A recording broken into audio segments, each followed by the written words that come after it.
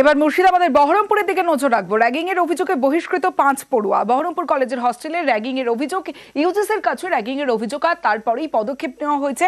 আরো বিস্তারিত জানবো, প্রণব বন্দ্যোপাধ্যায় রয়েছে আমার সঙ্গে। প্রণব, দেখো, বহরমপুর কলেজের যে সিনিয়র যে ছাত্রাবাস রয়েছে সেখানে সিনিয়র ছাত্ররা জুনিয়র ছাত্রদেরকে র্যাগিং করেছে বলে কিন্তু অভিযোগ ওঠে।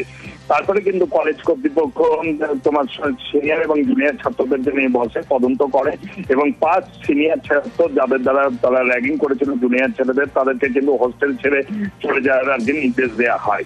যদিও তারা পরীক্ষায় বসতে পারবে বা কলেজে ক্লাস করতে পারবে, সেরকম ভাবে কোনো বাধার সৃষ্টি নেই, কিন্তু ছাত্রাবাসে আর তারা থাকতে পারবে না। এবং জুনিয়র ছাত্রদের অভিযোগ যে রাত্রিবেলাতে তাদের ওপর মানসিকভাবে অত্যাচার করেছে এবং তাদেরকে র্যাগিং করা হয়েছে বলে কিন্তু তারা অভিযোগ করে এবং ইউজিসির কাছে তারা কিন্তু মেলের মাধ্যমে সেই অভিযোগ করে। তারপরে কিন্তু নড়ে চড়ে বসে কলেজ কর্তৃপক্ষ এবং কলেজ কর্তৃপক্ষ যাতে এই ধরনের ঘটনা আর না ঘটে সেই কারণে আরো একটি তদন্ত কমিটি তৈরি করা হয়েছে।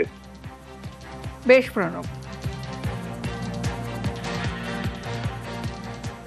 মিটিং ডাকা হয়েছিল, ম্যানেজারে দুই একদিন থেকে হয়তো চাল একটু বেশি দেওয়া হয়েছিল, দিয়ে ভাত নষ্ট হচ্ছিল। ভাত নিয়ে আসতে বলেছে, ভাত নিয়ে এসে তখন ওকে ভাত গুনতে বলে। চিৎকার চেঁচামেচি একটু জোরে গলায় কথা বলা, উচ্চ স্বরে, মনে হয়তো একটু ভাই আকাঙ্ক্ষা জন্মাবে, ওই সব র্যাগিং বলতে কি এই হুকুম টুকুম করে। ইউজিসি থেকে অ্যান্টি র্যাগিং যে সেল, সেখান থেকে একটা মেল আসে আমাদের কলেজের অফিসিয়াল সাইডে। 4th সেমিস্টারে কিছু স্টুডেন্ট নাম উল্লেখ করে তাদের বিরুদ্ধে অভিযোগ করেছে যে তাদের ওরাল কিছু হ্যারাসমেন্ট এগুলো করা হয়েছে। যারা ভিকটিমাইজড এবং যারা অ্যাকিউজড সবাইকে আমি কমিটি তাদেরকে ডেকে পুরো বিষয়টা জানতে চেয়েছে। অ্যান্টি র্যাগিং যে কমিটি তারা ডিসিশন নিয়ে যে 5 জন যারা অ্যাকিউজড, যাদের নাম ইউজিসি পাঠিয়েছে, হোস্টেল থেকে বহিষ্কার করা হয়েছে। কলেজে যেরকম আসছো কলেজ করবে, পড়াশোনা করবে, কিন্তু হোস্টেলে তোমরা থেকো না, বাইরে কোথাও থাকো।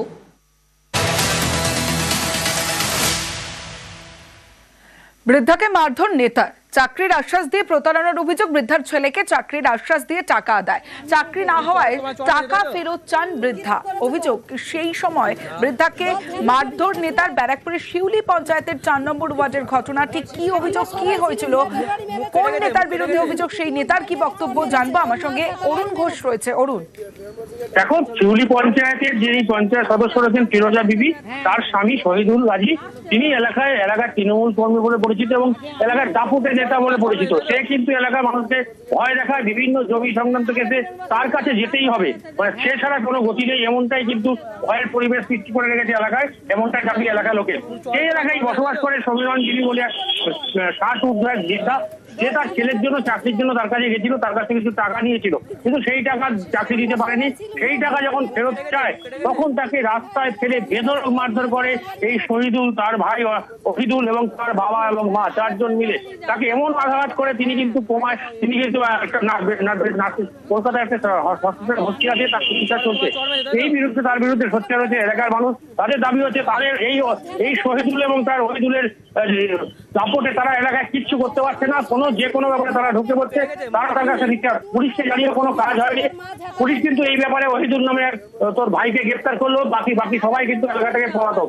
এলাকার মানুষ শান্তি চাইছে এলাকায়। বেশ অরুণ। একটা চাকরির জন্য শহীদুল গাজীকে আমার মা 5000 টাকা দিয়েছে। সেই টাকাটা আমার মা চাইতো, আমার মা মুদিবাড়ি ব্যাংকে যায়, তর্কতর্কি হতে গিয়ে আমার মাকে ওহিদুল গাজী খুব মার মেরেছে। এইবারে আমার মা শহীদুল গাজীকে জানাতে গিয়েছে, শহীদুল গাজী ধরে লাথি ঘুষি সবই মেরেছে। ওর মাও এসে ঝাঁটার বাড়ি মেরেছে, ওর মা পেটে লাথি ঘুষি সব মেরেছে। ওর বাপও এসে গালাগালি খেস্তাখিস্তি করেছে। ওর বউ শিউলি পঞ্চায়েতের মেম্বার, আর ও সেই পাওয়ারটা ইস্তেমাল করে। ও খালি আমাদেরকে ফোনে ধমকি দিচ্ছে, আমার ভাইকে অ্যারেস্ট করা হয়েছে, ক্ষমতা থাকলে আমাকে করে দেখা, আমি কাউকে ভয় পাই না। ওনাকে এইভাবে মারা হয়েছে, আমরা কোনো রকম ভাবেই মেনে নিতে পারছি না। আজ আমার শাশুড়িকে মেরেছে, কালকে আমরা বৌমা হই, আমাদের ওখান থেকে যাওয়া আসা আমাদের নিরাপদ হয়ে যাচ্ছে। আমরা এর প্রশাসনের কাছে বিচার চাই। হ্যাঁ, ওরা ফ্যামিলি মিলেই করে। ওনার বউ ওয়ার্ড মেম্বার, ওই কারণে উনি সেই এটা দেখাচ্ছে। মহিলাকে মেরে তার অবস্থা খুব খারাপ। এটা আমার জানা নেই, শুনলাম এই ব্যাপারটা। তবে যদি কোনো মহিলা গায়ে হাত দেয়, এটা ভারী অন্যায় কাজ হয়েছে এবং তার আইনত ব্যবস্থা যেন সব গভর্নমেন্ট নেবে। অভিযোগ হচ্ছে যে দলের নাম ভাঙিয়েছে, এগুলো যদি কেউ করে ভুল করছে তাহলে তার বিচার করা হবে। বেসরকারি স্কুলের সঙ্গে টক্কর, সরকারি স্কুলেও চালু স্মার্ট ক্লাস। কলকাতার আলিপুরের শাহাপুর গার্লস হাই স্কুলে চালু স্মার্ট ক্লাস। এলাকার আরো কয়েকটি সরকারি স্কুলে স্মার্ট ক্লাস চালুর উদ্যোগ।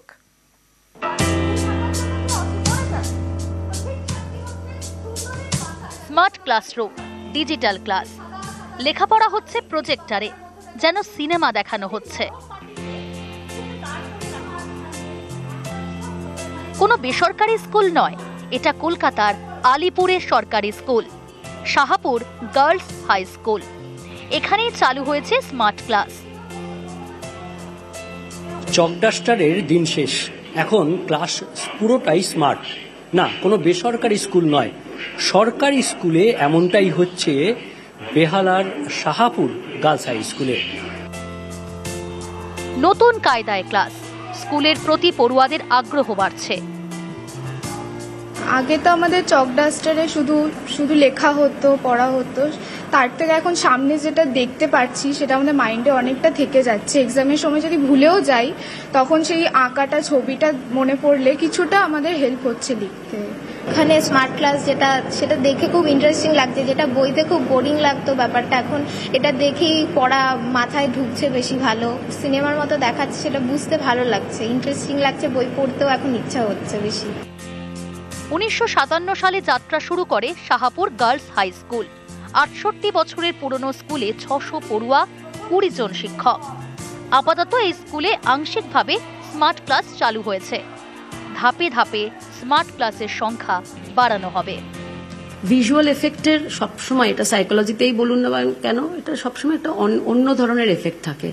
ভিজুয়াল এফেক্টটার জন্যই কিন্তু বাচ্চারা ভীষণভাবে ওটাতে খুব আনন্দ পাচ্ছে। আমি যেটা বলবো যে আমাদের সবসময় বলা হয় জয়ফুল লার্নিং, সেটা কিন্তু এই অডিও ভিজুয়ালের মাধ্যমে আমাদের কাছে খুব ভালোভাবে আমরা এবার বুঝতে পারছি। এই আমাদের এই অঞ্চলের আশেপাশে 117 এবং 18 নম্বর ওয়ার্ডে 118 নম্বর ওয়ার্ডে 4টি হাই স্কুল আছে। এই 4টি হাই স্কুলে আমরা টোটালি স্মার্ট ক্লাস চালু করতে চাই। তো আমরা চাই এখানে ডিজিটাল ক্লাসগুলো শুরু হোক, পড়াশোনার যে মান সেটা আরও ভালোভাবে এগিয়ে যাক।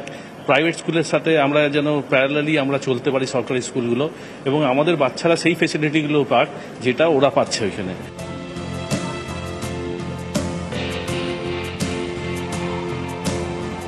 এরকমভাবেই অন্যান্য স্কুলেও স্মার্ট ক্লাস করার ভাবনা চিন্তা, যেখানে প্রজেক্টর থাকবে, যেখানে এলইডি স্ক্রিন থাকবে, চক ডাস্টার নয়। এখন এলইডি স্ক্রিনে পড়াশোনা করবে সরকারি স্কুলের ছেলেমেয়েরা। ক্যামেরায় বিপুলের সঙ্গে বিশ্বজিৎ, নিউজ 18 বাংলা।